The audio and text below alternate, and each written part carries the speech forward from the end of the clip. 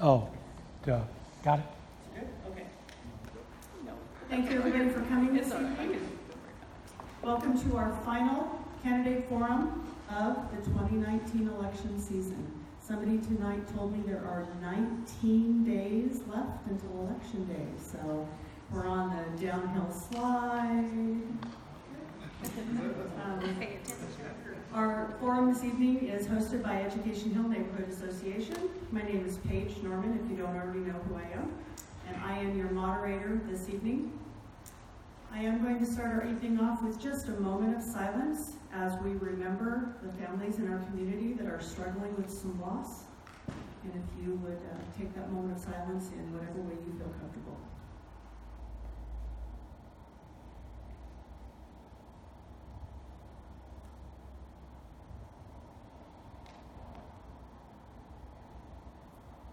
Thank you. Please take a moment to silence your electronic devices so that there are fewer distractions for our candidates, because I know they're already distracted enough this evening. Tonight's forum is being recorded and will be posted on social media, including our association's website. We have 8 candidates this evening representing 4 council positions. In order to allow the candidates ample time to answer questions, they'll each be given a moment to introduce themselves and just a small, brief, short opening statement, maybe about a minute. You can say whatever you'd like to say in that minute. I have emailed the candidates a list of topics that might be discussed this evening, including some emails that I have received with questions so that they were able to be prepared. I don't like to do surprises for our candidates. I don't think that's fair. Candidates will be allowed 2 minutes for question response, including anything that comes from the floor. I do hope to spend the majority of our evening with questions from the floor from the audience that is here live. As an audience, you may direct your questions to one or several candidates, but please be clear which candidate or candidates that you are directing it to, and they will have 2 minutes to do their response.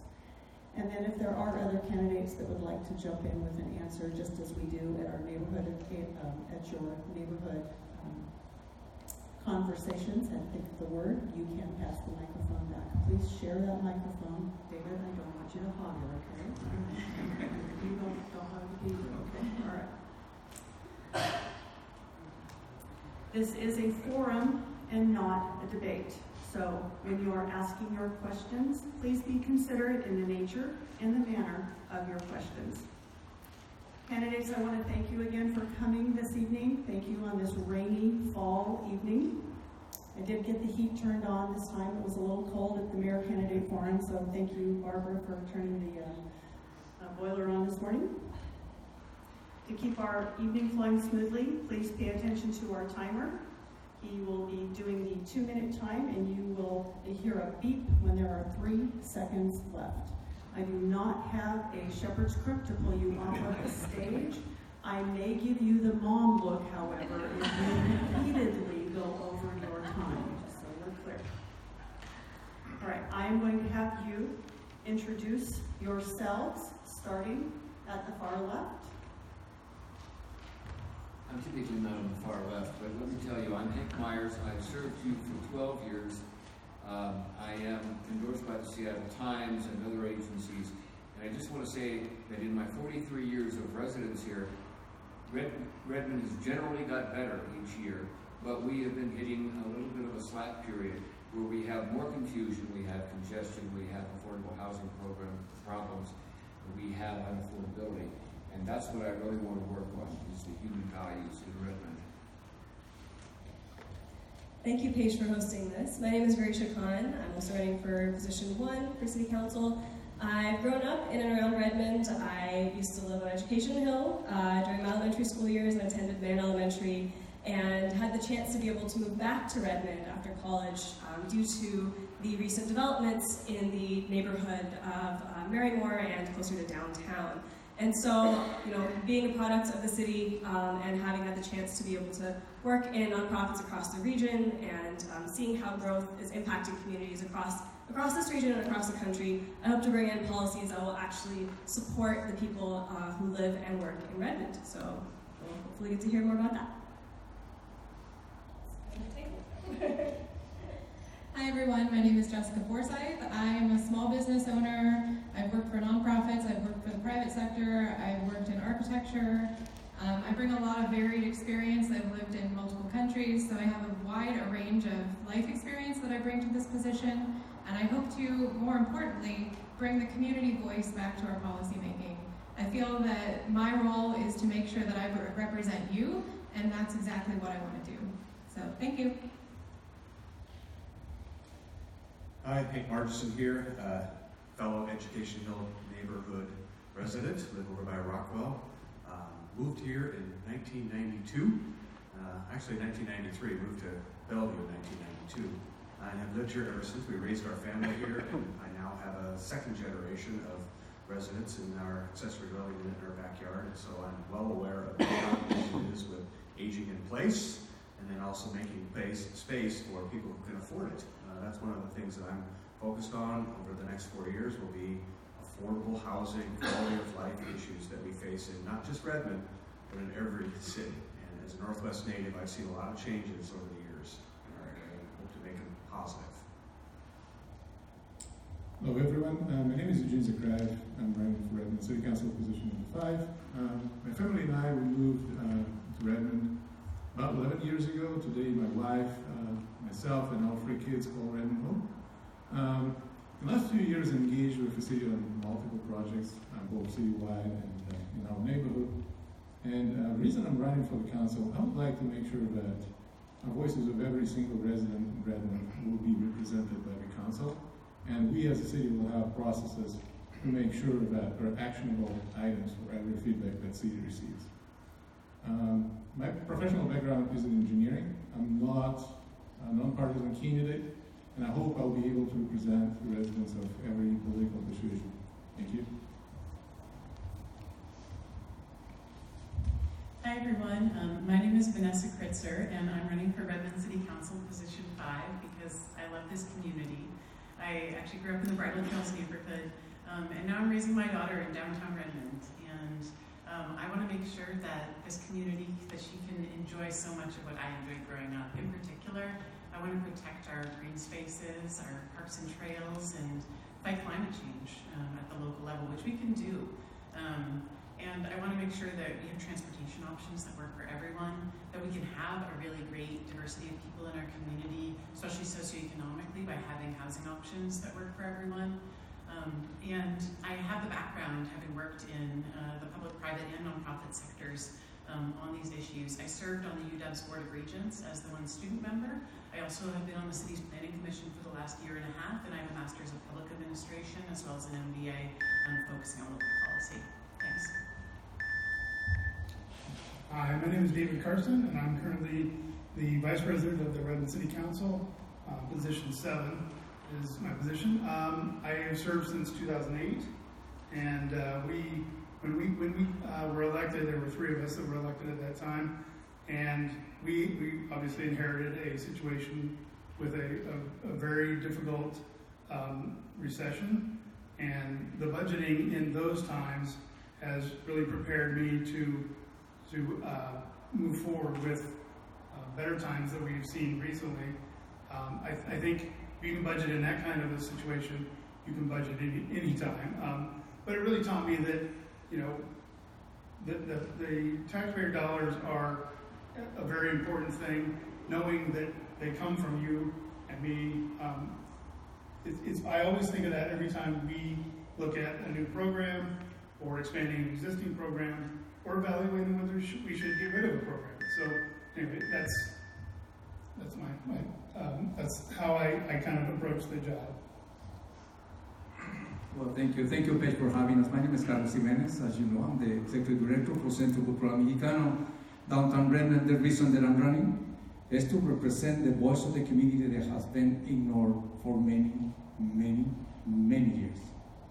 Ignoring your community, the community that put you in there, and to elect you to represent them, I don't think is right. I think it's time to have new ideas, fresh ideas, new vision for the city of Redmond. Myself, as many of the ones that are here. I'm a civil engineer, a former professor at the University of Guadalajara. I've been an elector already in a really difficult situation in another part of the region. So this is not new for me. So once again, I think it's time that the community that has been ignored has a voice in their decision-making thing. Thank you. Thank you. All right, our first question comes from an email I received from EdHNA member John W. And I will open this up to any or all of the candidates that would like to answer it. And remember, you have 2 minutes for response. What are the top 2 or 3 problems that Redmond's rapid overgrowth has caused, and what do you propose to do to resolve them? Who would like to start?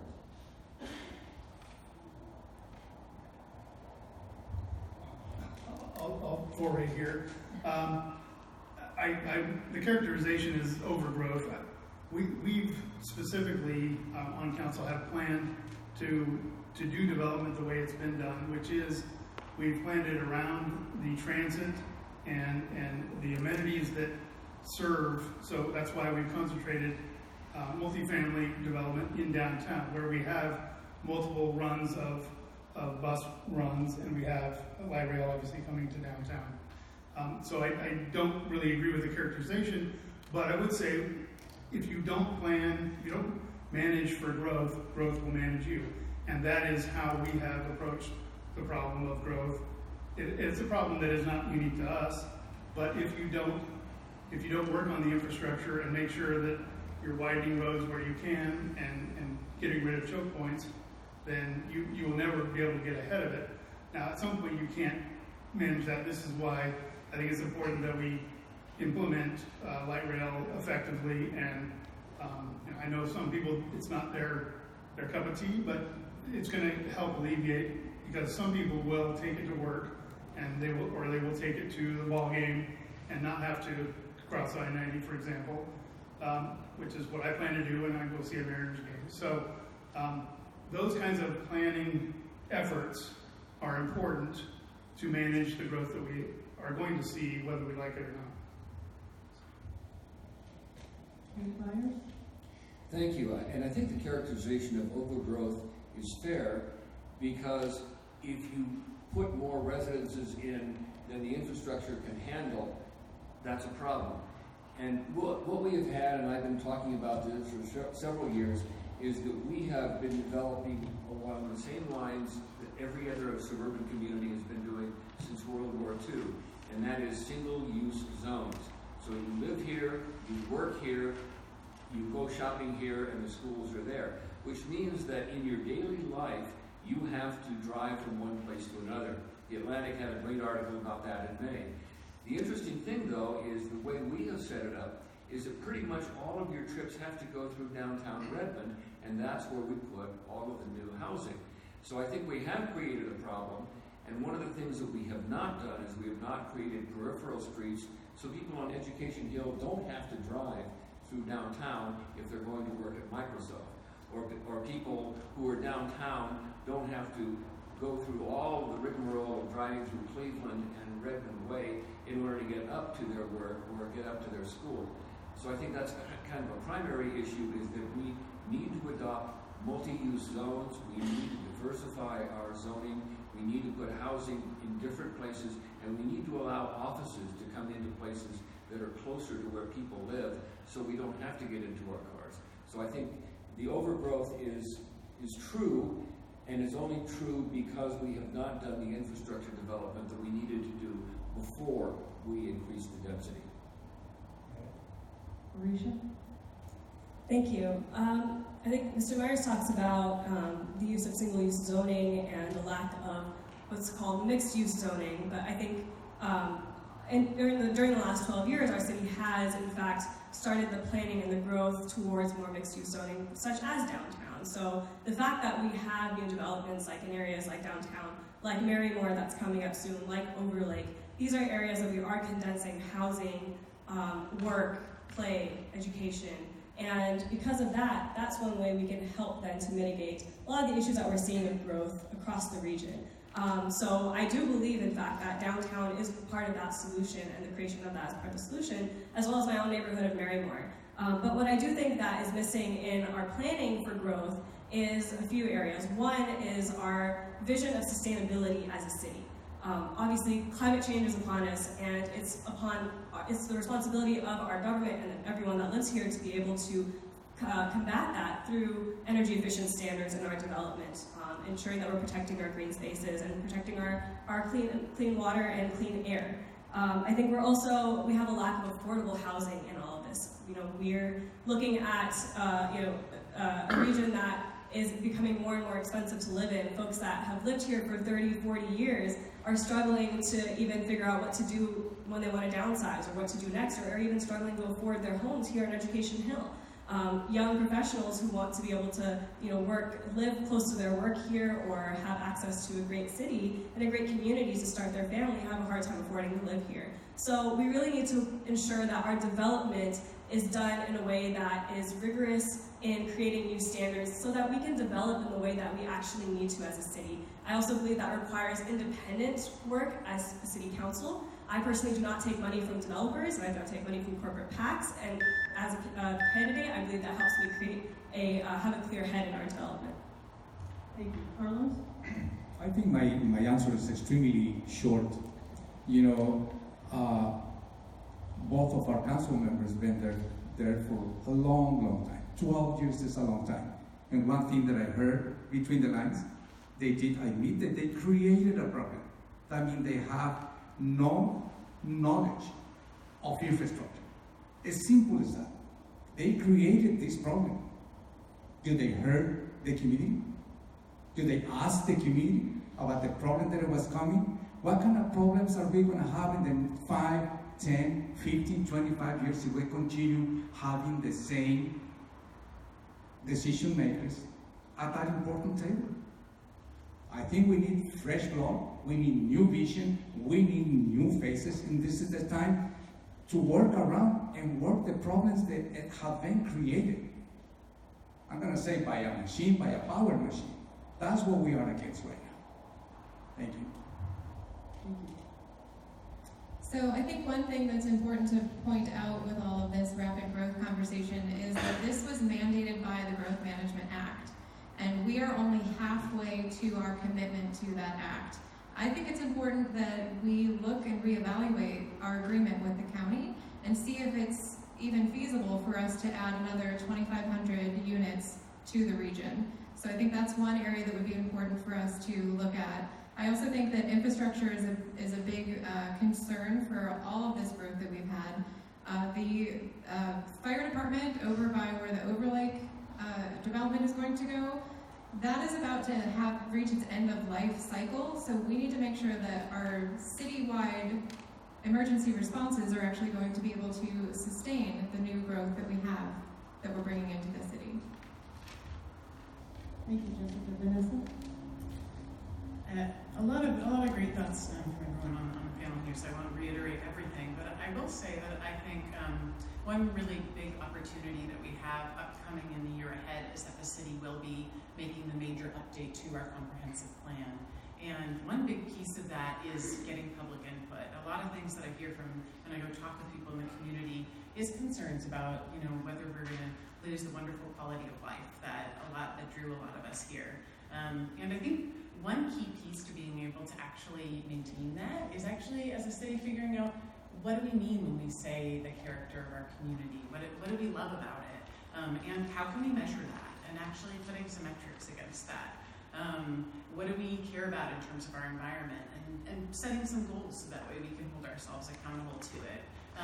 And in order to kind of get to those measures, we have to be able to do the outreach with people in the community. One thing that I found being on the Planning Commission is that oftentimes to get public input, we have open hearings, but it has to be people who know that this is the time the hearing is happening on this thing, and we have mostly mailed people information on it. And so there's a small section of people that know about that, but there's a lot of people. I even think about, I'm a mom of a young child, and while I spend the time, and luckily my husband who's here tonight watches my daughter, so I can go to Planning Commission. I imagine that most moms of young children aren't able to come and testify. The same for city council. So I think we need to figure out more ways to be able to do outreach into the community to really get that input, so that way we get it right as we're coming up with our vision, and then tying that to really measurable goals to make sure that we grow in a way that reflects what we all want to see in our community. Thank you. Mr. Markerson? Thank you. So the question was, what two problems has this growth caused? I would say our growth is about on par with growth in our region. Redmond has grown about the same pace as we've seen in communities like Bellevue, Kirkland, etc., Issaquah, for example, up until they declared moratorium because they wanted to change how their buildings looked. So we're on par with what our growth expectations are. And I would say there's two challenges. One, getting around is a challenge. Getting around is a challenge when you have more people living in the area. The other one is, as we've seen in downtown, buildings go down and businesses leave. That's displacement. And to that end, one of the things that I've tried to do as a city council member is come up with a way to preserve local business space in any new development that displaces businesses. And so now we've had two projects come forward, Seritage project and the LNC project, who are basically setting aside 10% of their commercial space for local businesses to occupy when the buildings are constructed. So I'm really working hard on that one. The problem with traffic is it's not just us. It's coming from all over the region into our area, and we have to deal with that. One of the other things that was mentioned earlier was infrastructure, and one thing that we as a council member, as council did years ago, was put in a stormwater line in downtown Redmond that enabled all the growth that we're seeing in downtown Redmond. I ran 12 years ago on a platform that I wanted to preserve single-family neighborhoods. The folks that bought homes in single-family neighborhoods expect them to look and feel the same way, as they age in place. And so I ran hard on the idea of pushing our density into downtown, and lo and behold, that's what the Puget Sound Regional Council is looking to do with the Vision 2050, the update to Vision 2040, is double down on density near light rail, transit-oriented development, those sorts of things where you can get on public transportation, get around without having to get in a car. Eugene? I'm a bit lost. I heard a lot of great ideas, and a lot of them coming from city council members, and I'm kind of wondering why these ideas are not implemented yet. But generally speaking, going to the original question, I think the problems I'm seeing is, one problem I'm seeing is the lack of a feedback loop in our development. Like we develop things, and then we continue to develop new things, and we never look at what process we use to permit specific developments, right? If the traffic projections that we thought were going to happen, like, is it the right traffic projections? Is the parking allocations the right parking allocations? And I think that would actually would be something that stands out to me a lot. The other thing that stands out to me as a result of our growth is lack of balance in our investment. We spend a lot of money, and justifiably so, in new urban centers, but we forget that there are other neighborhoods in the city. And it's kind of part of our approach, right? We said we're going to develop urban centers, and we're going to leave our neighborhoods, existing neighborhoods, alone. But the problem is we left them alone in literal sense, right? Both in investing in infrastructure and building the amenities, and investing the amenities in parks in the existing neighborhoods as well. So I feel like that's the second problem we encountered with the rapid growth. And the third thing is, I would like to kind of echo what Vanessa said about community involvement, right? The processes we have in books do list the community involvement as part of the process. However, we do not have any measure whether that process works, right? Public hearings do not draw a huge crowd. So the decisions made in planning commission or council, they lack the community input, and I think that's the biggest problem with our growth, that it's not guided by the residents. Thank you. Was that everyone? I lost count. All right. Questions from the audience?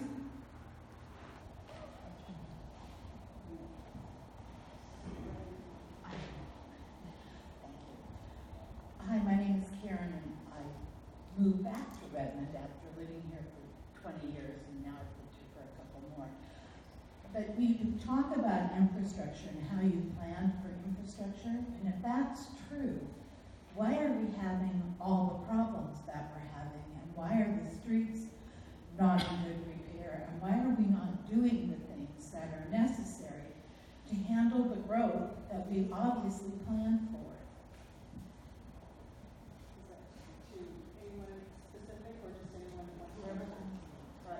directed to anyone on the podium that would like to answer. We'll start with Hank Myers.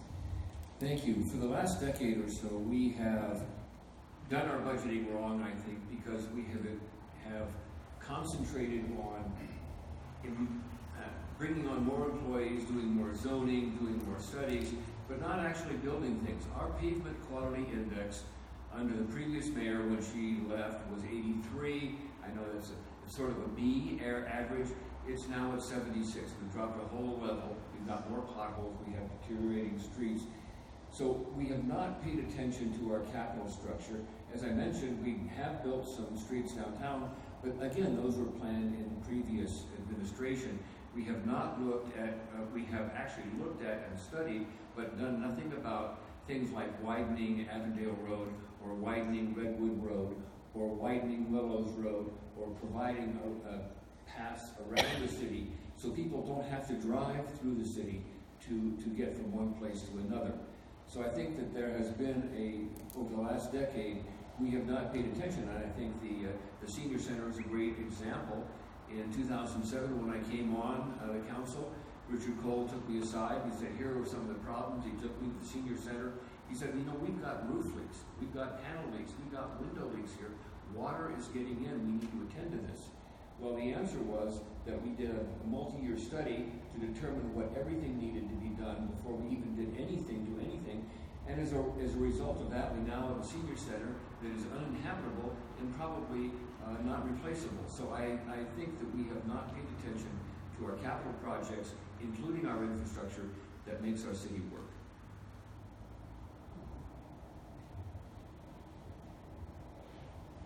So I would say that it's all due to accountability. We're not, as citizens, holding our electeds accountable, and we're not taking those steps to make sure that on council, if I get on council, that we are holding each other accountable.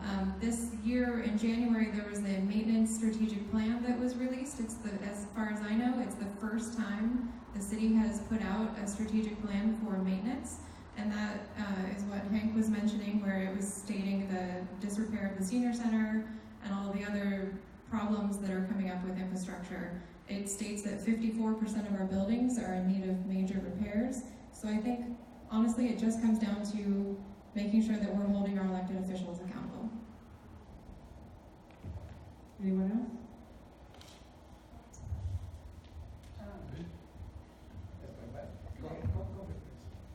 A couple areas to add on to that. One is, as we talk about infrastructure, a lot of the issue that we as citizens tend to find with infrastructure is traffic, right? We don't really notice infrastructure until there's traffic or until there's a problem or there's a pothole. And so what we're looking at right now is a city that's moving in a direction of trying to become more green, by condensing our living and retail and trying to focus on making it more walkable as a region. So when that happens, you start to plan in a way to where the vision for the future is to reduce the number of cars on the road. Now, of course, we're not at 2030 yet, right? So we are still dealing with that traffic as we are still driving through the city, having to drive through downtown and through other cities to get to work or to school or to go home. And so really what we need to look at is, right now we're dealing with this issue. One, how can we mitigate these traffic and infrastructure issues that we're facing? And then also plan for the future in a way for efficient and green transportation system. One way that I see that can happen is by working with Sound and Metro Transit to ensure that we increase our bus routes into Redmond. Currently, the way that the buses run through Redmond is as if we're still that old small town of 20, 30, 40 years ago, and we're not. Right? More and more people need to get to work, and in fact, my own husband cannot take the bus to work because the last bus that leaves from right in front of our house leaves at 8 a.m. and comes back at 4 p.m. and that does not match his work schedule. So it's up to us, especially on council as a city, to advocate for a better public transportation system to help with that.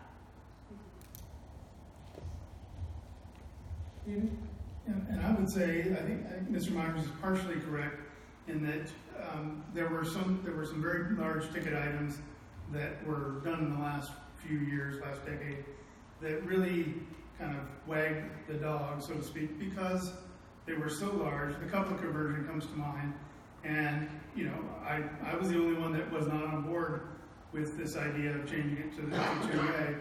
Not because it's a nice thing to have, but because it was very expensive, and it ran over budget, and it meant that we didn't have the money to spend on other priorities.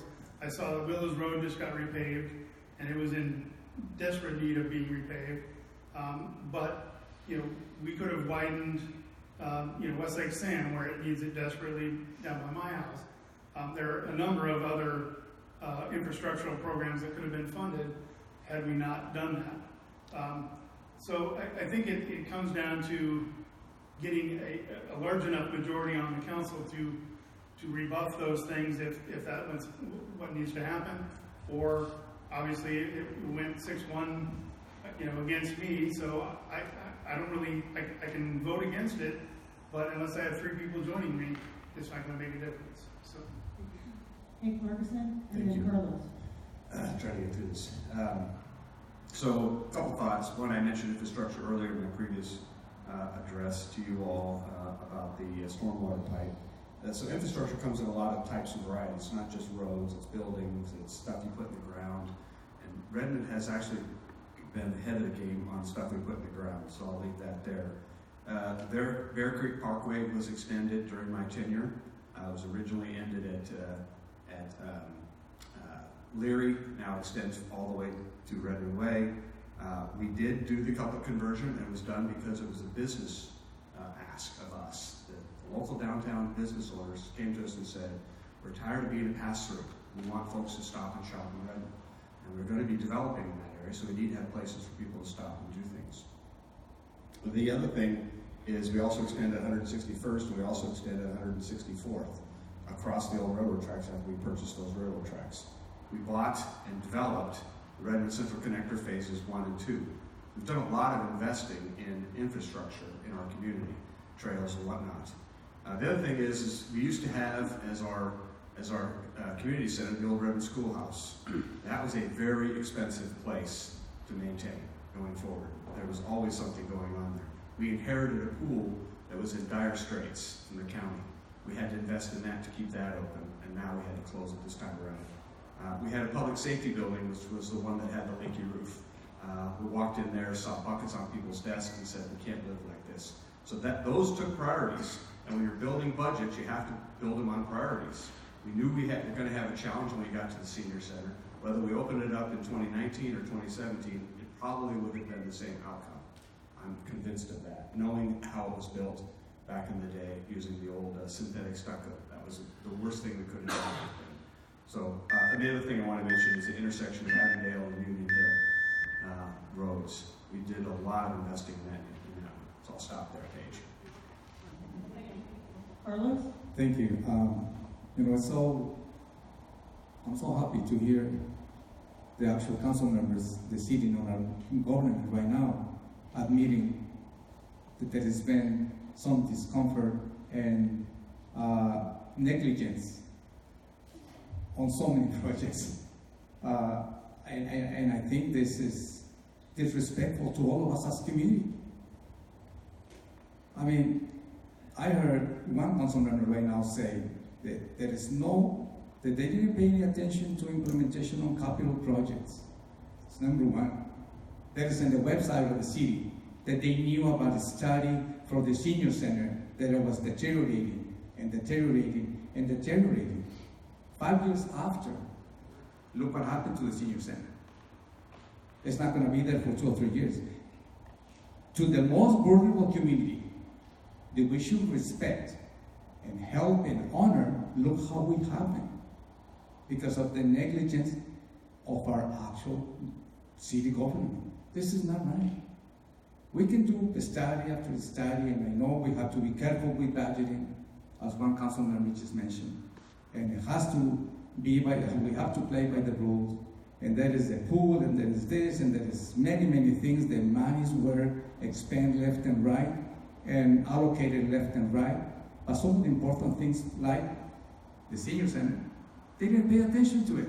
What else is there that is going to fail in the next few months?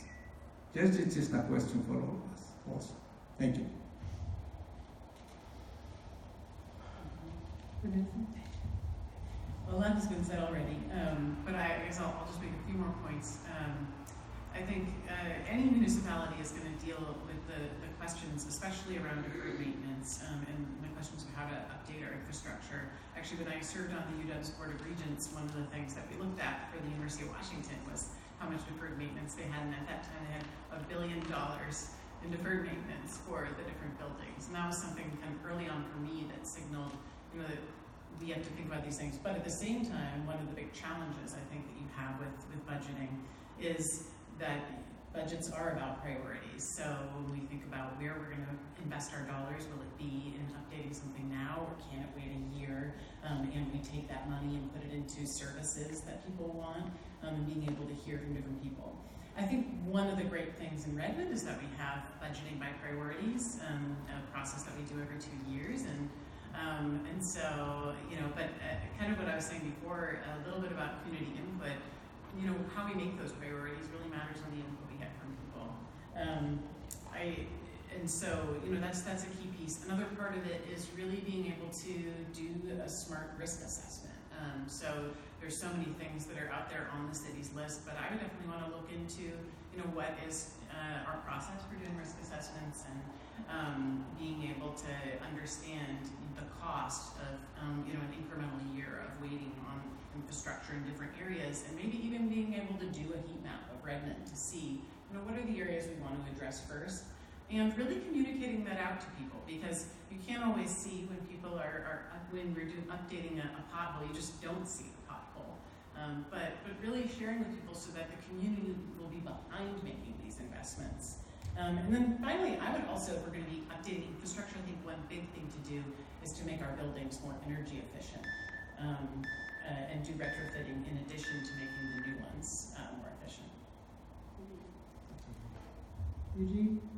If I remember correctly, the question was about transportation infrastructure. Karen, is that right? Or I'm mistaken? It was about city infrastructure. City It was about infrastructure. city in general. infrastructure, not necessarily just So transportation. I think in terms of our budget priorities, if I remember correctly, transportation is one of the priorities that comes up pretty much every planning cycle. So that's one of the areas where we should be investing. And to be truthful, we did invest. It's just that we invested in very specific modes of transportation, right? We invested in light rail, we invested in bikes, we invested in pedestrian, and in specific areas. So I feel like one thing that could be improved certainly is the balancing. You know, as we look at our city, there are neighborhoods that light rail not going to reach soon, or if ever, right? So the car will be means of transportation in the next 5, 10, 50 years. So we should invest in this infrastructure as well as in light rail and bike paths as well. So I think that's one area. And another thing, when I think about it, is, you know, it's a budgeting, right? It's a budgeting question. It's the priorities. There are so many things we do. But there are specific examples where we invested a lot of money in one project, right? A couple of conversion comes to mind. Downtown Park is another example. So, you know, I think we should look at, like, what are the priorities rather than saying, you know what, there is this one priority we can't live without. I'm quite convinced that we could have made these budgeting decisions better in terms of not investing that much into one bucket, if you will. So I felt like these are two things that I would look into if elected. Thank you much. Thank you. Another audience question? I wanted to say how much I enjoy the community gathering places that the city has been able to create over the last 15 years. When we first moved to Redmond, the city kind of rolled up, and there was not really many places to meet our neighbors. And the downtown park, I think, was just recognized as one of the best city streets in the whole country last week. And so I wanted to find out, what kind of things are you going to be doing to invest in our community to continue those gathering places and great community places to get us together?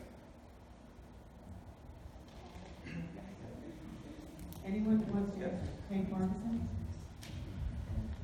All right, I'll take a first stab at this. So thank you for the question. Community gathering places. So one of the things that we're looking at right now on council, and we're looking at in the future, we just signed an additional 5-year lease, thank you, is our community center, literally a community center. We leased space over Lake Washington Institute of Technology by Marymore. And I think that is the area that we're going to need to look into and determine whether or not that's a place we want to permanently occupy going forward. The land that is there has a lot of opportunity. It's not just the area that you see. There's some hidden space back there. We went on a tour right before we started the lease. I think all of us who took a tour there were blown away at the possibilities that exist there. So that's one area I would look to see as a big community gathering space. The other thing that we've been trying to do with the school district is work with the school district to make schools available outside the hours of school. And in terms of helping scheduling fields for folks who want to play sports or do whatever on the sports fields at the schools. But also, we're looking forward to being able to use the gymnasiums and whatnot, or gymatoriums as we used to call them when I went to school. Those multi-use rooms in the school for community gatherings as well. And a lot of them lease them out for churches that don't have space on the weekends, but there's a lot of opportunities for the city to partner with the school district to use those spaces, and I would be encouraging that going forward. Vanessa, go ahead. Well, there's two things that I've been thinking a lot about with our community, and I definitely agree that it's wonderful to have community spaces where we can gather. It's part of what brings us together. I know that I had a lot of really wonderful experiences this summer since I live in downtown Redmond, being able to just connect with my neighbors and just actually got into random conversations, not even with my city council candidate badge on, with people just wandering around in, whether it's in Anderson Park, the downtown park, or in a lot of, our different spaces, and we need to have those places for people to connect. But we want to make sure that it's all over the city. So one of the things that I've been thinking about, the Trust for Public Land has a campaign called the 10-Minute Walk campaign, where they challenge cities to have everyone be within a 10-minute walk of a park or green space. I don't know if that's what the feasibility is with that in Redmond, but it's something that I think would be really cool for the city to strive for, because there's a lot of benefits in terms of health, mental health especially for people, and also community gathering. And given that we have so many families in this community, I think we have to make sure that everyone has access to that. Secondly, I've had some really great conversations recently with people who are artists in this community about the fact that there isn't a lot of affordable space for artists to be able to do their work. There is some space, like Carlos's Centro, and some other places, and a theater within Redmond Town Center, but a lot of those artists are concerned they're not going to be able to stay in those spaces. So I wonder if there could be an opportunity to create some sort of community space that could be dedicated for artists to be able to collaborate, share their art, and I think that's something that will help to make our community more vibrant, as well as get our artists to participate in the development of many of our new spaces, so that the art that we see publicly around us reflects our community.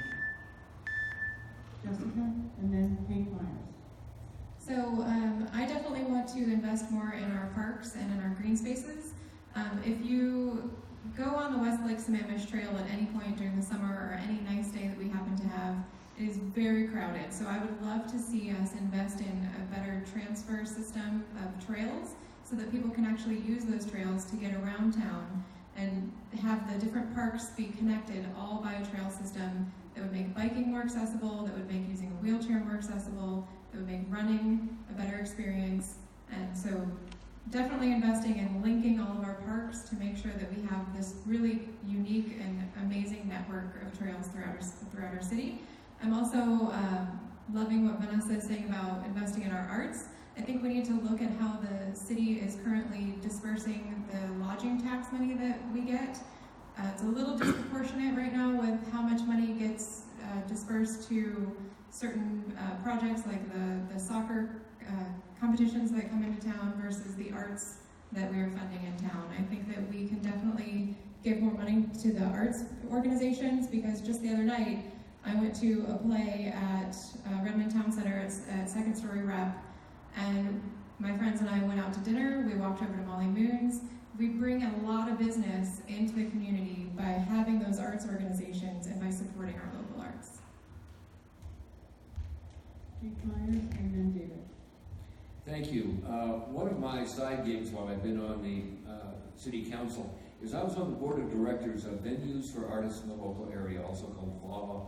It was over in Redmond Town Center. We were working from free space that was donated to us because it was not rentable at the time. So we moved from place to place as we would fix it up and it would become rentable. And unfortunately, VAWA had to leave the city. We do need a third place, and a third place is defined as something that is other than work and home, where people can meet, they can have meals, they can do a lot of things. Redmond Town Center is our closest thing to a third place that we have right now.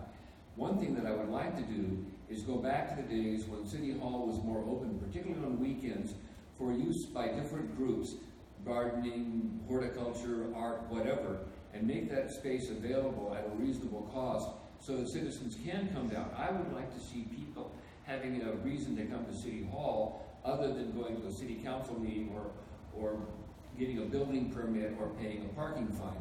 So I think that that's one thing that we really need to do is open up our City Hall and open up our facilities. Secondly, we do have a lot of underdeveloped park properties. And for example, the Dudley Carter Park down on the Sammamish Slough is an ideal place to put a Salish type of exhibit, work with tribes, develop it as a local neighborhood park. But we haven't done anything since we restored the roof, and that was basically repair or otherwise it was going to fall down. So I think we have a lot of unused spaces that could be developed. But the final thing we have to talk about is that we need to budget more appropriately in terms of how much money we spend. We seem to spend a lot of money on things that other cities spend a lot less on. David Carson? Yeah, thank you. So, real quickly to address Jessica's point about the Lodging Tax Advisory Committee, one thing that it's actually mandated by state law to be specific, it has to be, for events, and what we try to do, the primary goal is to bring people into Redmond to stay overnight, not necessarily just local folks to come in. So that's why you really have to have an event that might be a multi-day event that really would draw people in. It has to be of a large enough magnitude. So just to address that issue. One thing I do want to see in my next term, if I'm elected, is for us to start working on what has been termed the Stream of Pearls, which is a series of parks that were donated over many, many years, some 50 years ago, up to maybe 30 years ago, by some of the founding families in Redmond. Arthur Johnson Park is the southernmost one, and we could have a string that goes all the way up to Jewel Park, connected by a trail. There's a few missing pieces that we have to work on, but we haven't, the city, previous councils included, haven't done anything to develop these parks. And I think that there are a number of ideas that we could enact within a relatively small budget. And I've been working with some local scouting agencies to see if both Gold Award for Girl Scouts and Eagle Scouts may want to take up some of these kinds of projects to build trails and build bridges where we need them to connect them and to make them usable, because there are some really amazing spaces. Risha and then Carlos. I think we have an exciting opportunity to be able to use our existing facilities, our existing parks, and also to be able to plan for new spaces for community engagement and culture in our city. So, for one, we're using the new spaces like the downtown park, which this past summer got to see a ton of cultural events, community events. I would love to see those kind of events also across the city in different areas, and especially as we're developing into areas like Marymore and into Overlake, where we're going to see new developments, new communities. But we need to be intentional about the culture that we also bring into that community, because that's the last thing we want to miss is a cultural component for us to be able to point to and say, hey, this is what makes Redmond so beautiful and so great. Currently, as we're planning for Overlake and the light rail stations, there were community members that were upset that they didn't have a chance to be able to speak up about the type of art that they would like to see in the light rail stations and in that area in Overlake. And so I think, one, as a city, we can do much better with engaging our community with the type of art and the type of culture we want to add into our city and into these developments, into these new areas.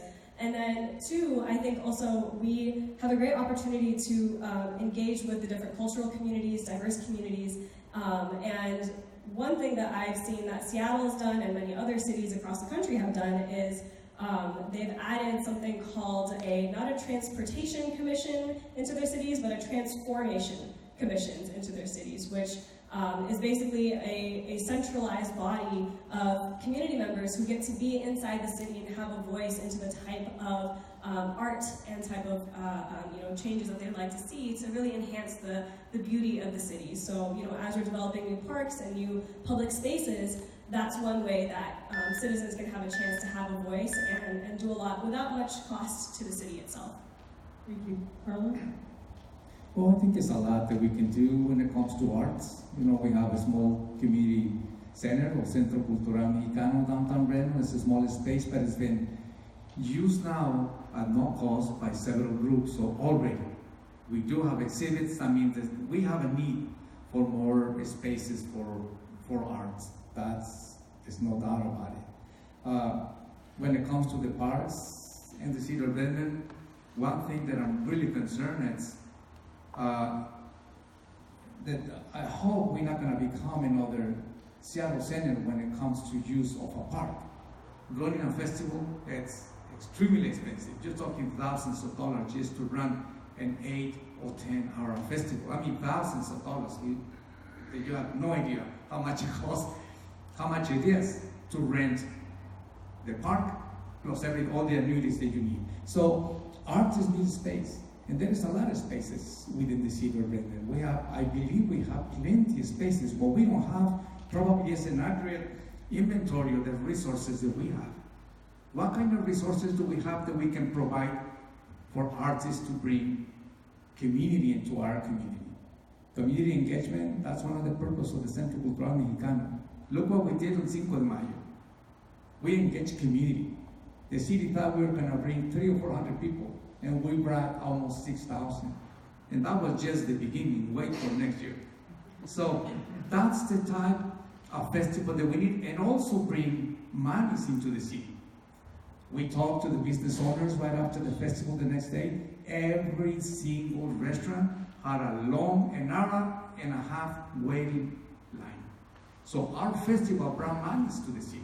We didn't bring too many overnights, but we have the record of how many overnights we brought from Vancouver and several places. So we do need plenty of spaces, and we have it. Anyone else? Eugene? Just, I wanted to say two things. So I think in terms of parks, we should allocate the budget for land acquisition, because it's very likely that we're not going to have land available pretty soon, and especially in Merriman and Overlake, we need to prepare if we want to see more green space in it. As new developments are permitted, we need to make sure that the parks are adequate to the number of new units being built. I do not believe today it's adequate. The new park on the old group health site is going to be about 2 acres, and that's pretty much the only park in walking distance from that, not counting Microsoft. I'm a fan of downtown park. I'm not a fan of the price tag of the downtown park. So I feel like that's a great thing to have park in downtown that we can use. I don't think that the amount of money we spent on it was commensurate with the park we received. And then in terms of local spaces, I think the city should do more to support groups like Education Hill Neighborhood Association, right? Likely there is a church that the group can use as a gathering space, but not everywhere. And the city can budget for that kind of support if a rental space is available, so there can be subsidy allocated to that, as well as using city spaces for that, like city hall or other spaces that the city has. Thank you. Thank you. I have a question from email from James T. Climate change is the existential threat of our time. We no longer have the luxury of waiting to address it. What policies will you support from day one to address our city's carbon footprint, and how will you go about bringing them about? Marisha, we'll start with you. Thanks for pointing at me, because environmental sustainability is my #1 policy and my #1 priority if elected on the council. I also believe that climate change is the most existential threat, and if it's not prioritized up front, it gets left behind, and that's what's been the case for decades and for generations. If I'm elected on the city council, I plan to enact a Green New Deal into the city, which basically means we need to take a comprehensive approach at environmental policy that incorporates, one, reducing our carbon emissions to 0 by 2030. Currently, the King County has a environmental climate action policy or plan that would reduce our carbon emissions as a county to 80% by 2050. That's not enough, and that's way too long from now.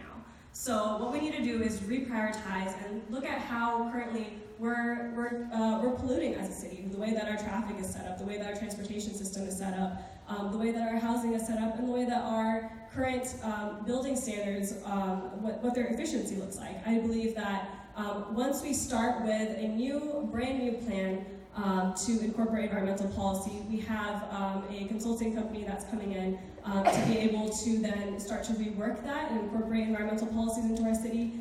As a city, as citizens, I think it's important that you all have an input as well, and you'll have the opportunity to be able to have an input into how you want to see us reduce our carbon emissions. But I also believe that we need to centralize the voices of community members, climate activists in the city, creating a environmental commission that can be a voice that incorporates climate activists, residents, and even youth activists who are really at the forefront of fighting for climate change, including some of the climate ambassadors in the Lake Washington School District. So really, we need to take a forefront approach in our development and in who we engage as a city. Vanessa? Well, I'm really glad we got this question, because climate change for me has been a huge passion throughout my life. I actually worked in Washington, D.C. for the League of Conservation Voters for a couple of years, in particular on the issue of climate change and trying to drive national action on this. But part of the reason why I actually moved back to Washington is because I was doing all of this work, trying to move things forward at a national level, and often supporting groups that were working at the state or city level that were some of our state leagues. And I actually saw groups like Washington Conservation Voters actually moving the needle. And in particular, I realized that the places where we see some of the biggest contributors to climate change are in our cities. One of the biggest contributors are buildings in terms of carbon emissions. And we have the opportunity right now, part of the reason I'm running right now is because we are seeing a lot of development happening in our city, and I think that we can make stronger standards for greener buildings. While we have gotten some, definitely we have some good standards, I think we can make them even stronger to make a really big impact for our environment. And also have standards as those buildings are built to make sure that we don't have runoff into our waterways and our lands that really is important for our quality of life. The second piece obviously is around transportation. The more we have people sitting in traffic, the more those cars are idling, and we have pollution going into our air, and that's not good for the air that we breathe or for our climate. So I think especially working on our traffic and transportation issues will make a huge difference.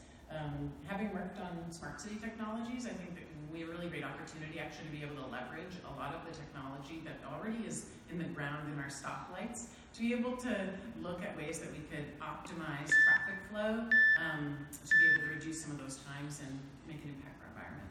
Thank you. Hank Myers? Thank you. I think one of the most important things we have to do when we're talking about the environment is remember what is the dog and what is the tail. The city of Redmond has been measuring its carbon footprint since 2008, and it has gone up consistently every year. Now, there was a period where we decided we would change the model, which made us look a little bit better, and then Puget Sound Energy lost some data, and it made it go down even some more. But basically, we have done nothing in the city to curb our own operational carbon footprint. But on the other hand, our community, that is our businesses and our residents, have reduced their carbon footprint so much that we are already under the 2020 standards. So I have to say, for the residents and the businesses in Redmond, thank you very much. Which brings me to the point that the government, any government, is not the best way to begin an environmental evaluation. The thing you have to remember is that frequently, if the government takes over a project, people sit back and say, okay, they've got it covered. I can drive my SUV because the government has said they have made a pledge to comply with the Paris Accord. So we all have to look at ourselves first, the primary thing, and we are doing this successfully in Redmond.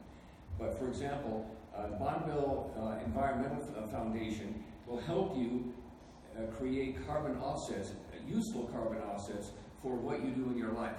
My wife and I offset our carbon footprint for our living based on the Bonneville's practices. My campaign, I went to Bonneville and I said, this is what I think I'm going to be doing. How many carbon tons is that creating? What is it going to cost me? My campaign is more than carbon neutral. You know, I think every time you look at something you do in your own habits is something that you need to take care of. And if we all do that, if we have 7 billion people on board and not just a few hundred governments on board, we will meet those goals. Jessica and then Carlos.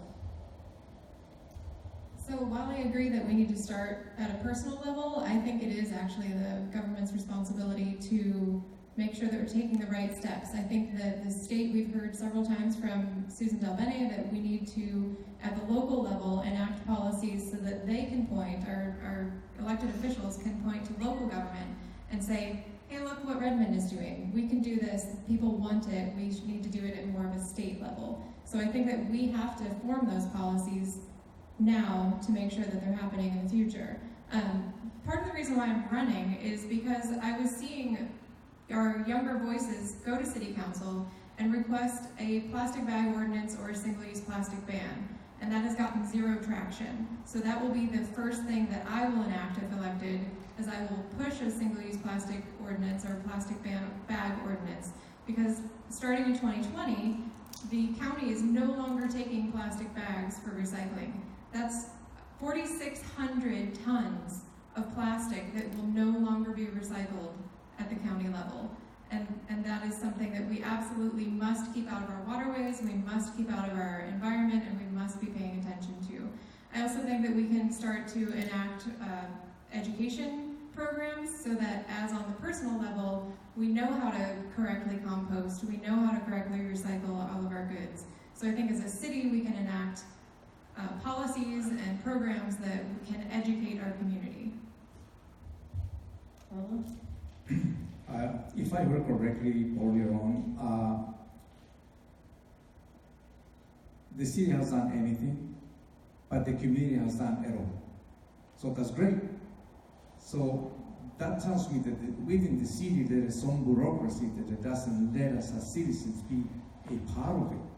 So if the city haven't done anything about the environment or reducing the carbon and all this pollution, but the citizens, the business owners, and the citizens are doing it. So there is something wrong right between the lines.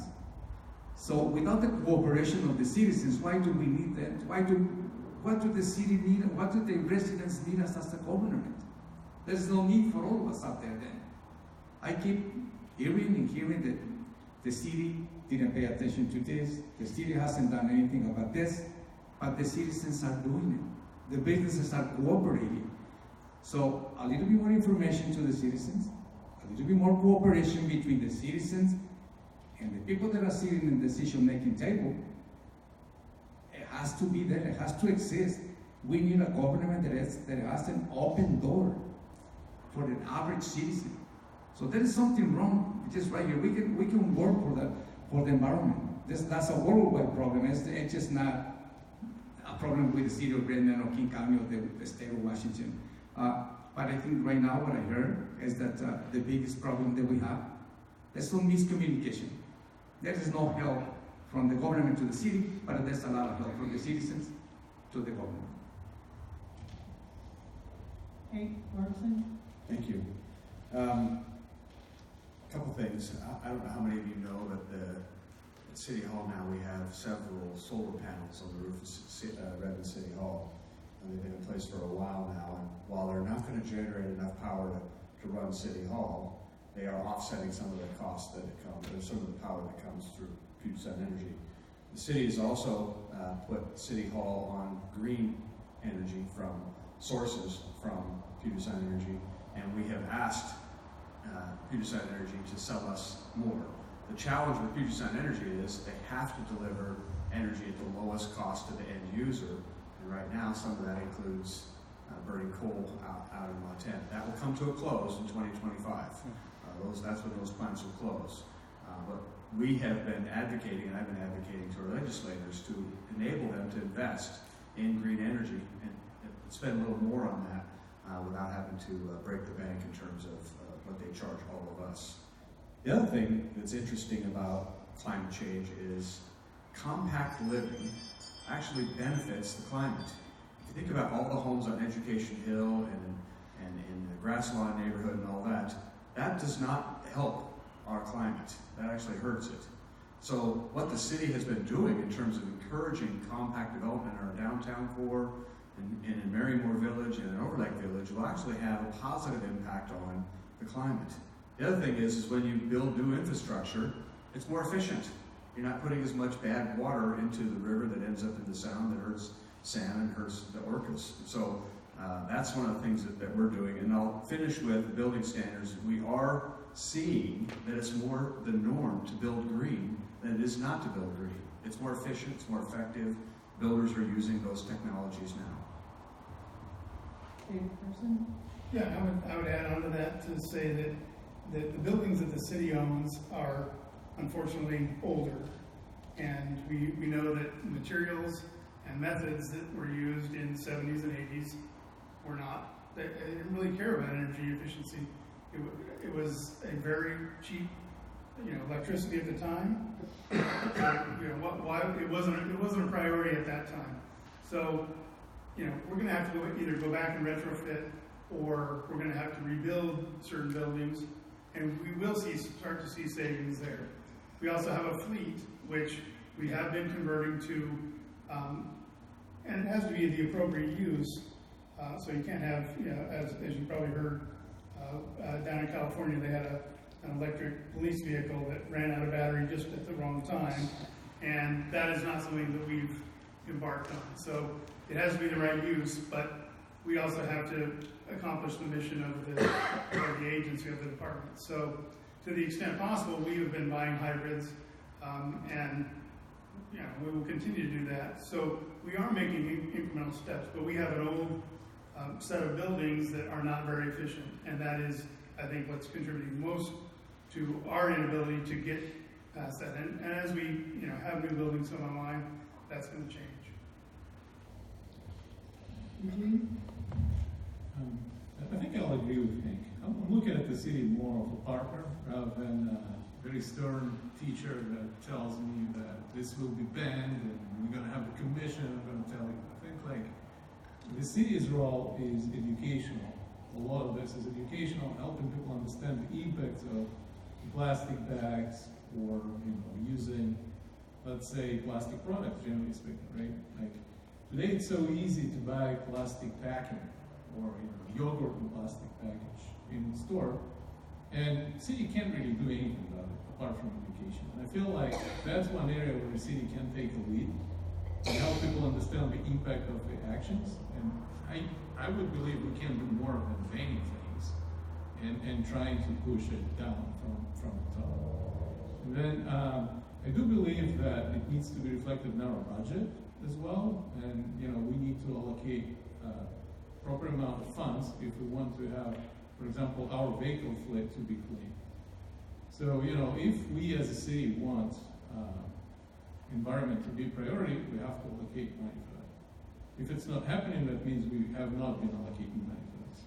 And finally, I think our tree canopy goals is one step in the right direction as well. We need to make sure that new developments in downtown, we're not destroying our tree canopy, we rebuilding it in the proper areas and not elsewhere in the city. That has been happening most recently. Thank you. Thank you. We have an audience question. Hi, my name is Angie, and I run a nonprofit here in Redmond. I'm also a Redmond Arts and Culture Commissioner. I'm also Mexican American. My question has to do with our diverse community here in Redmond. In the work that I do, I hear a lot from the community, our diverse communities, that they do not necessarily feel included or engaged. I'm wondering what you are doing now and what you will do on council to engage and include our various communities. Thank you. Who wants to start? Hank Myers? Sure, this goes along with one of the things I mentioned earlier, and that was having more stuff on the City Hall campus, bringing people in. When we talk about diversity and we talk about inclusion, I've been told that diversity is being invited to the party and diversity is being asked to dance. And so I prefer to talk about it as a card game. Diversity is the hand you're dealt, and inclusion is how you play your hand. And so we do need to be significantly more inclusive, and we need to provide more opportunities for people to mix. We have some great events in Redmond, and of course the Cinco de Mayo was an excellent example of private effort to provide more mixing. Personally, I'm involved on the waste management program. I'm vice chair of the King County Waste Management Program. One of the things we looked at was providing more inclusiveness not only for our employees, but also looking at the various clients we have, because we have people whose first language is not English, or who have different habits, or have come from different backgrounds. And so providing environmental output and working with them is very, very difficult. And that's one of the things that I've worked on to try to make sure that we are more inclusive on. I think the other issue is that we do need to open up our downtown parks to more festivals. There's a great Ukrainian festival that's in the Crossroads Park, which is very near my home in South Redmond. I think we have a lot of opportunities to do this, and a lot of people who are willing to become involved, and we just have to encourage them to come in.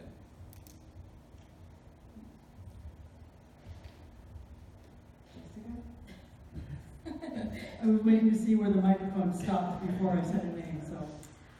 So one thing that I've done is I've done extensive diversity and equity and inclusion training.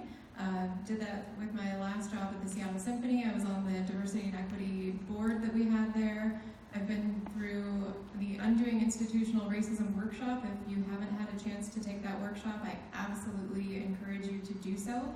And one thing I would do on council is make sure that our entire city staff and our entire council goes through that exact training. It is intensive. It is over the course of 3 days. It's 8 hours a day. And it really, really breaks down how our nation was formed, and it shows you from the Chinese Exclusion Act to the Civil Rights Movement, and it really just lays out where we are and how we got to where we are now. So I would make sure that we have that kind of education for our city, and I would also make sure that we're going out into the communities. My job as a city council representative is to visit all of the different communities. I've done that in the last several months. I went to the Ganesh Festival. I made sure to go to Carlos's Cinco de Mayo Festival, and I feel like those events are really great and really bringing out the best of our community, because if we are not working together, we're just not succeeding. Eugene? So, I'm an immigrant myself, and we moved here from California, and I should say that Redmond has been super welcoming to our family at least, and it's a great environment overall. But I feel there are areas where we can improve a lot, and one area is our civil involvement. For example, with planning decisions at the city. Lots of people who live in our city and do not vote because they're not citizens. They feel very much excluded from our process. When doorbelling, I talked to a few of those people, and they're not even aware they can participate in our planning process if they're not citizens. So we as a city can certainly do more to make sure that everybody feels included in this process. And that involves also reaching out to people, understanding their culture as well. So I think that can be done with festivals, but we also need to have means of doing it for formal processes as well.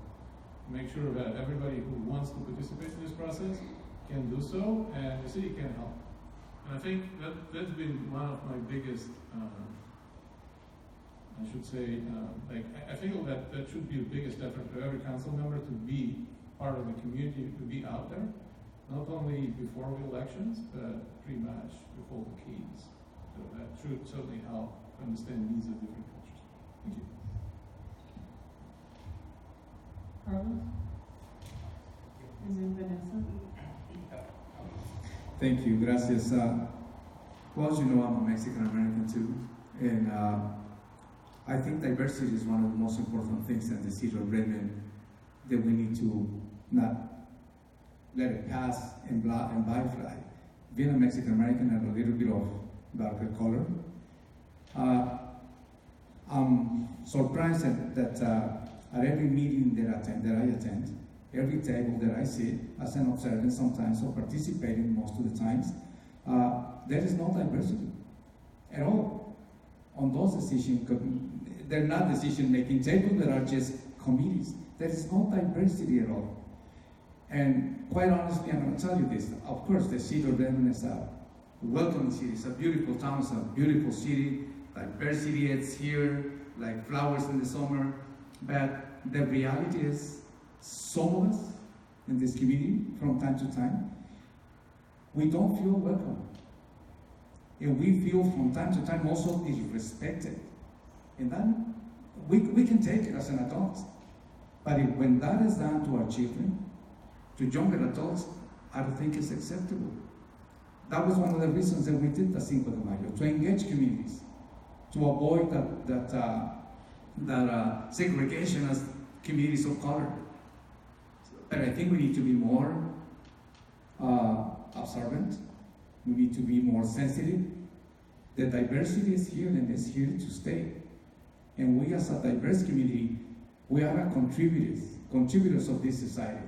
We are also contributors to the prosperity of this society. And we're going to continue being here. So we need a little bit of sensibility, a little bit more acceptance too. Just look at our city council right now, simple as this. I attended a meeting in the morning with the Trails Commission. There was no diversity whatsoever. Thank you.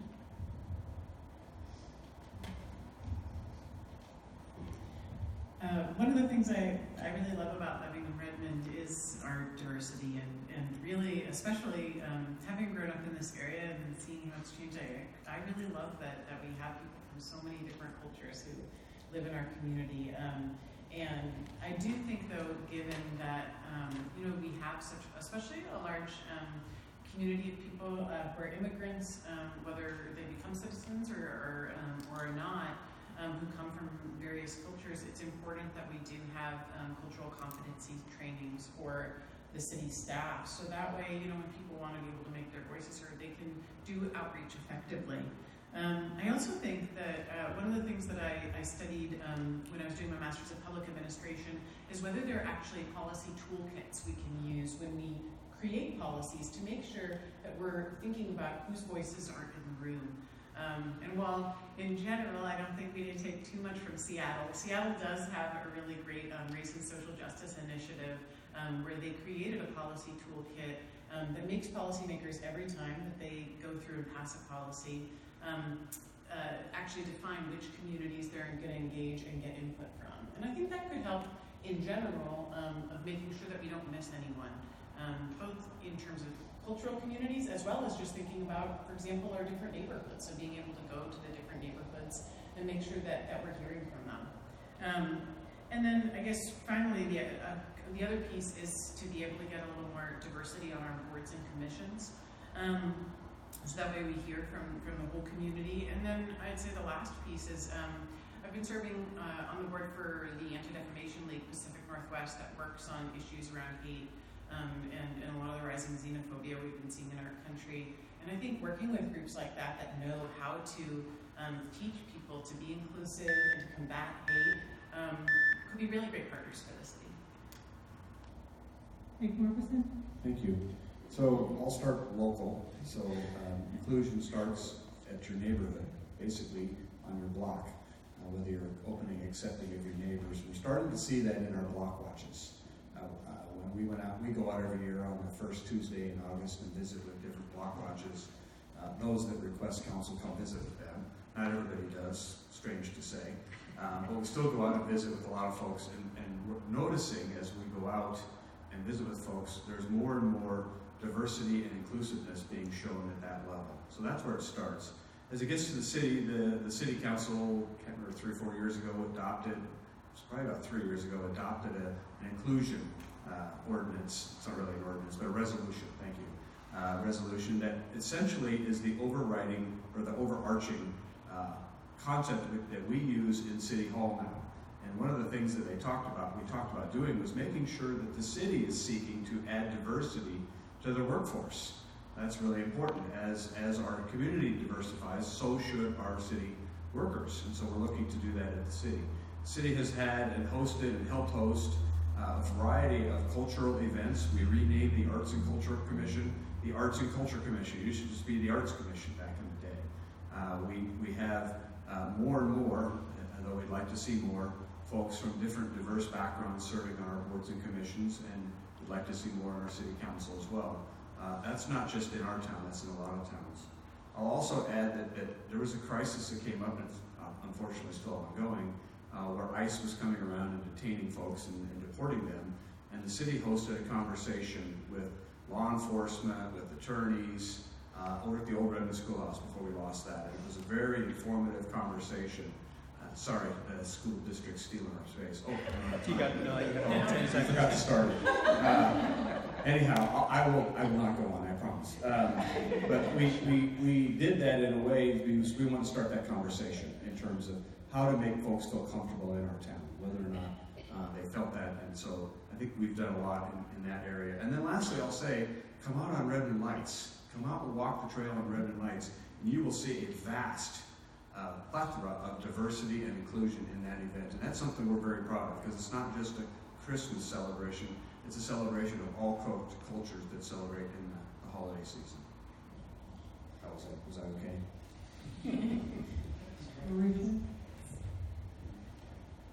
Diversity is one of Redmond's greatest strengths.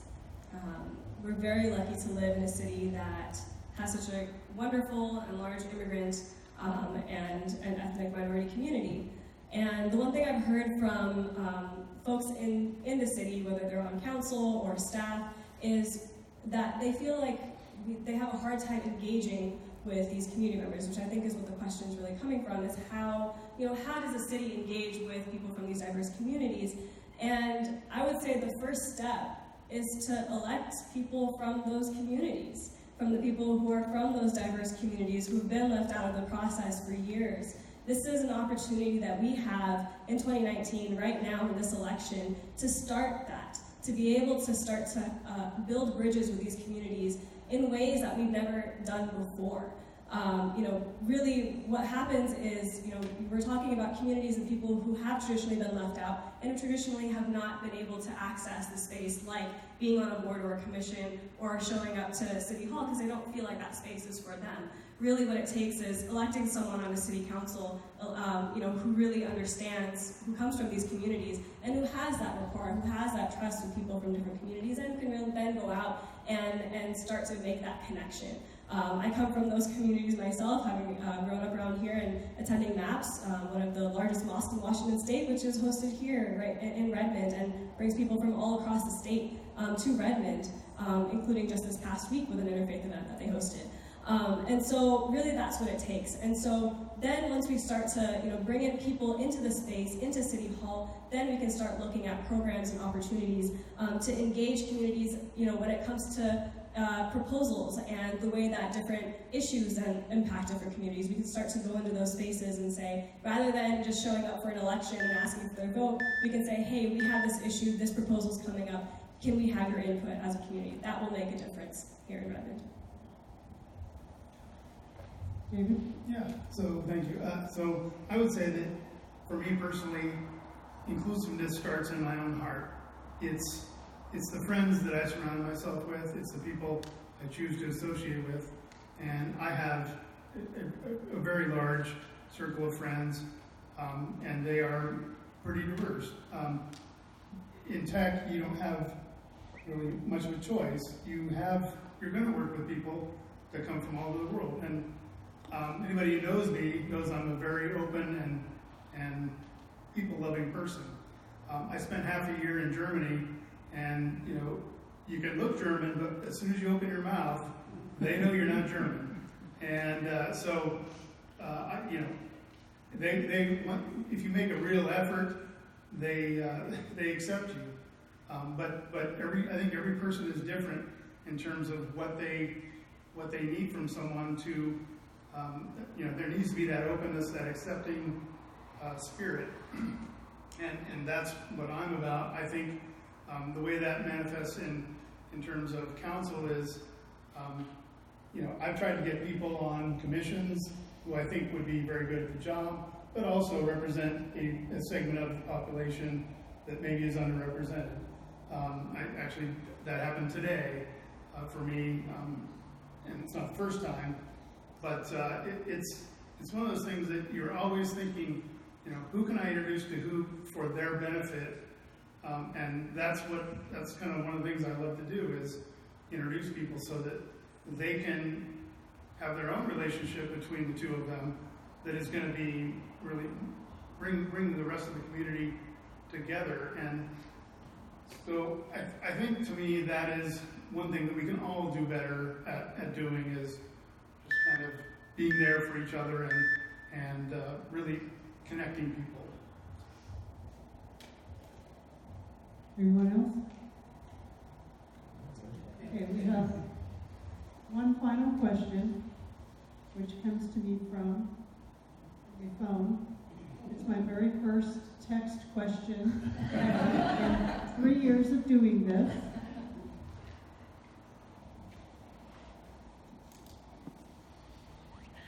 All right. How would you increase community engagement, such as coming to council meetings, joining boards and commissions and community meetings?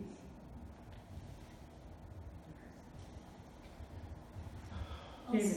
I'll go start on this one because one of the things that I think the three of us that are currently elected will verify is that if you want to get someone to a hearing to talk about some development that's going to happen, you almost have to subpoena them because otherwise it's going to be, most of our hearings go completely untestified, during or for that particular item that we're looking to do. So I think we all could do better in terms of looking for things that are going to be developed, especially in the development area, because we hear about it after they've already been permitted or they're already coming out of the ground. It's like, you can't take notice then because it's a little too late. We need to have the input sooner rather than later. And all of these things, we try to get them out there. So, they're available on the website, but, the board that goes up for a development, that goes up very early in the process. So when you see something like that go up, take notice of it. Look and see what's going to happen. And there will be typically flyers that say who you can contact. You can actually get on a mailing list for when that hearing is going to happen. So to me, that is something that is really, it's the citizens' input that we desire, and we don't get enough of it to make fully, I would say, fully informed as to what the citizenry wants, those decisions. It's really tough to make decisions in a vacuum. So if we don't hear from people, staff is trying to reach out to various folks, but we can only do so much. We can't make you come and testify at the hearing.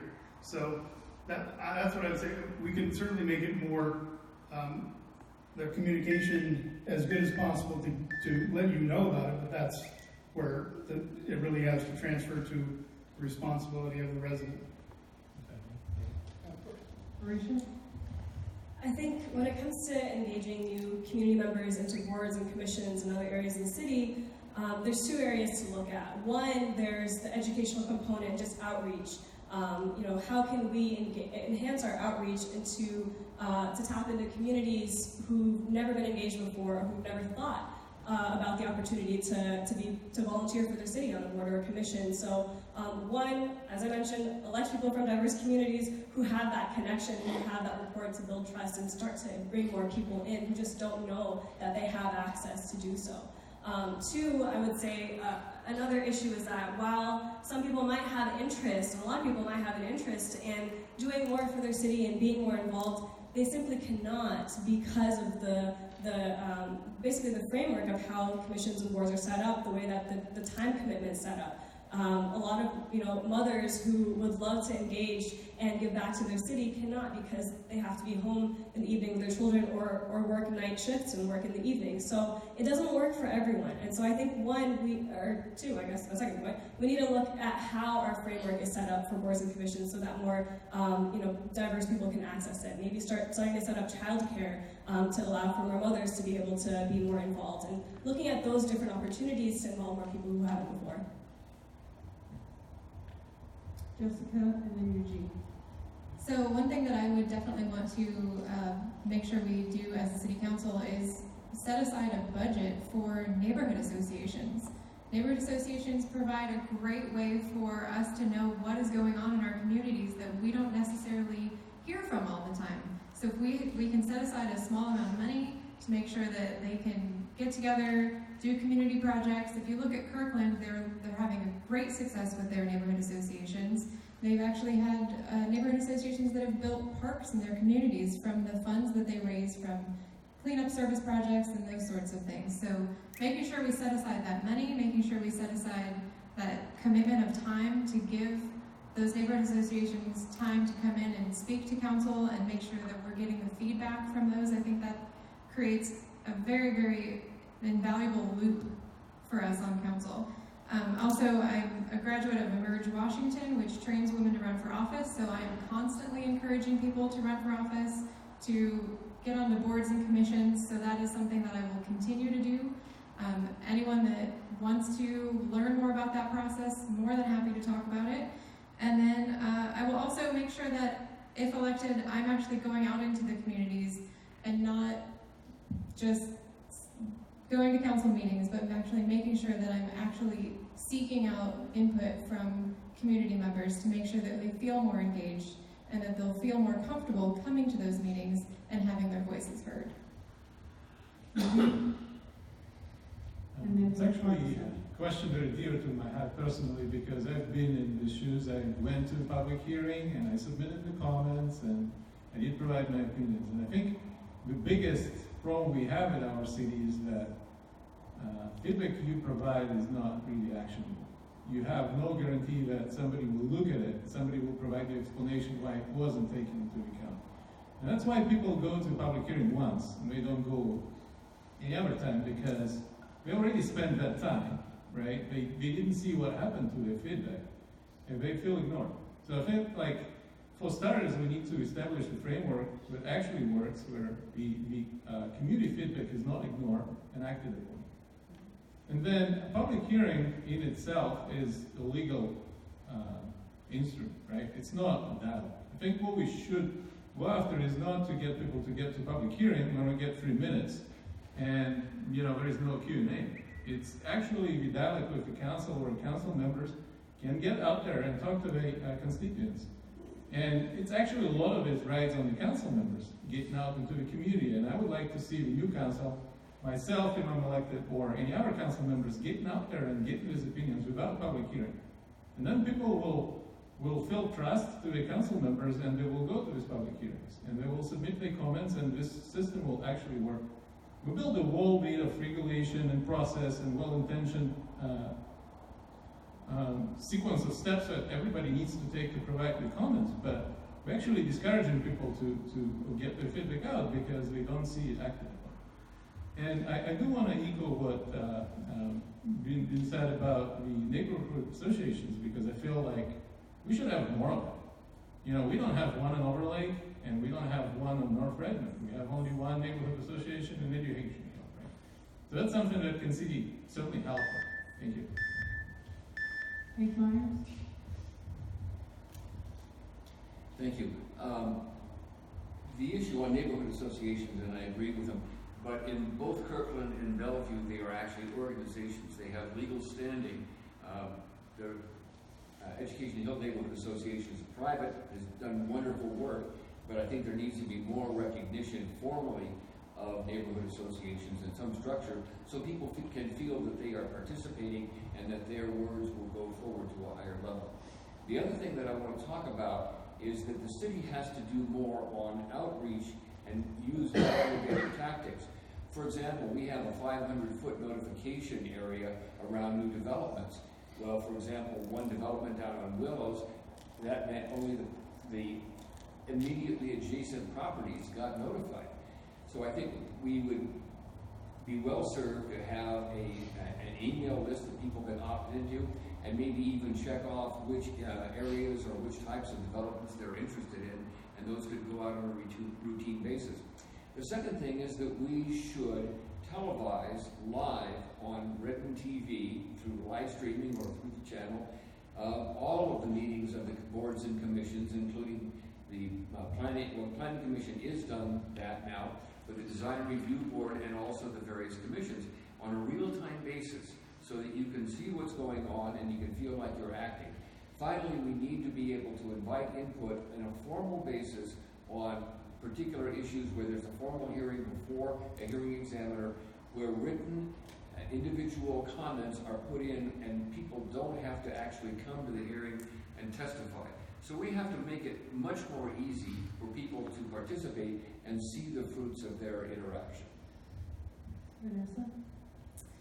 I think that while the city does do efforts to reach out to people, one of the challenges is that if people want to actually understand what's going on, they have to wade through a lot of really wonky language. One of the things I've done on planning commission often is to ask, can you come back and just bring this back to us in terms that a layperson can understand? Not that I'm not going to spend the time to read through the 100 pages of planning information, but can you come out with the main points on how this would impact the community in clear terms? And I think that that's something that the city could improve on. Actually, a lot of times the city staff will create a PowerPoint, and then and that explains it really well, and they won't post it publicly. So one thing I've asked a lot of is, can we make sure to get that PowerPoint online, because it is a lot easier to understand from the original thing. And I think it's a small step. But then the second piece is, so if we start making it easier to understand, is then getting the message out to people about what's going on. We have a national night out where people gather in their communities, but one question I would have is, why do we just have one national night out, or one night out within our community? Even building on the idea of neighborhood associations, could we have more opportunities to just build where people could come out in their communities? And one part of that could be that the city council members and city staff could come and talk with them about the current issues, the ways to get involved. And not everyone will be able to do it, but I think that's a really big step of that person-to-person conversation within communities, and where people could decide, how do we go out together to bring up the issues that are important to us? And then finally, we live in the digital era. We should be using technology better to be able to reach out to people. We still have a lot of outdated ways, and there's a lot of cities around the world that are using technology to help people weigh in, and I think we should do more of that. Hank Marguson? Let me just start by saying this. As council members, we understand it's not easy to stand in front of us and speak from the dais, speak from the microphone to the dais. And so I respect anybody that comes forward, and I pay attention to what they have to say when they speak to us. And that's really important to do, and that actually helps folks keep coming back. We have one individual that comes back every business meeting and shares his ideas with us, and they're good ideas. Sometimes they work for us, sometimes they don't. That's important. So that knowing that it's difficult to do, whether it's because of your work schedule, your life schedule, whatever, the city council decided we're going to take our show on the road, and we brought it out to elementary schools, which is probably the closest we can get to you all by going to local elementary schools and having community conversations at least 3 times a year. This year we're only doing 2 because it's an election year. You get into some challenges with that and timing and whatnot. We're here tonight, so there you go. So that's something that we have been doing for a couple, 3 years now, at least 3 years or 4 years now, and I want to continue to do that in the future, and also get to the chance to get to a point where we can have that conversation with our business community as well, because we need to hear from them too. And many of you work in Redmond as well. But I would also say that we've added a virtual city hall, meaning you can give feedback now on projects that are ongoing, on your time. RCTV is always out there, but it's not the same. The other thing is, and I don't know if anybody's, people are aware of this, but the city does have a neighborhood grant program. So if you're doing an improvement in your neighborhood and you get your neighbors together and you want to beautify a public space, in years past we've done things for entryway areas, improvements.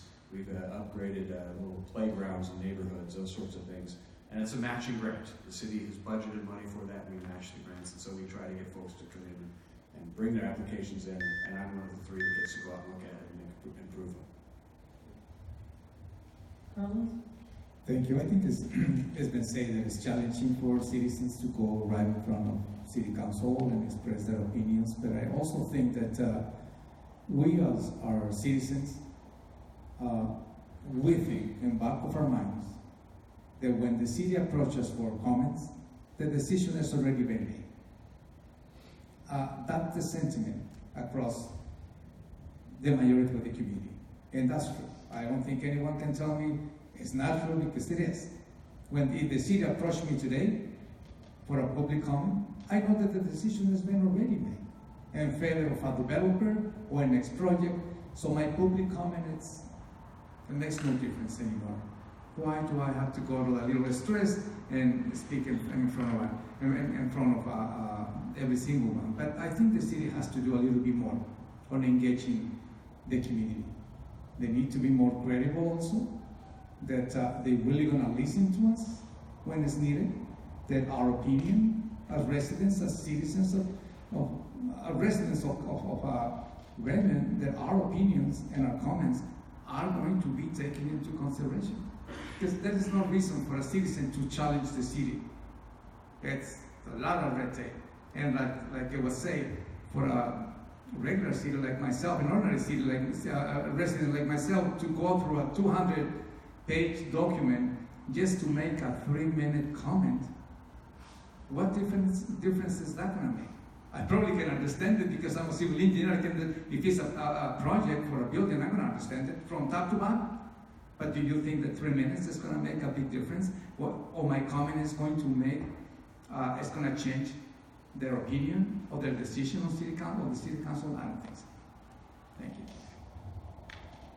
Anyone else? All right. Thank you very much for coming this evening, candidates. Thank you for giving us your time and being open and candid with us.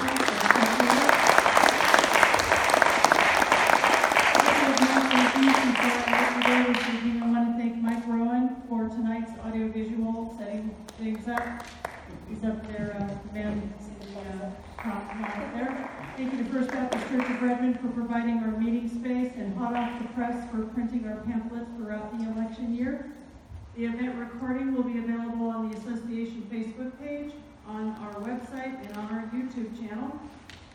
Drop boxes are open for returning ballots this week. I thought today, but somebody told me that it was actually tomorrow, so it changed from printing time. Ballots must be postmarked or returned to drop boxes by 8 p.m. on Tuesday, November 5th. Drive safely and have a great evening. Thank you.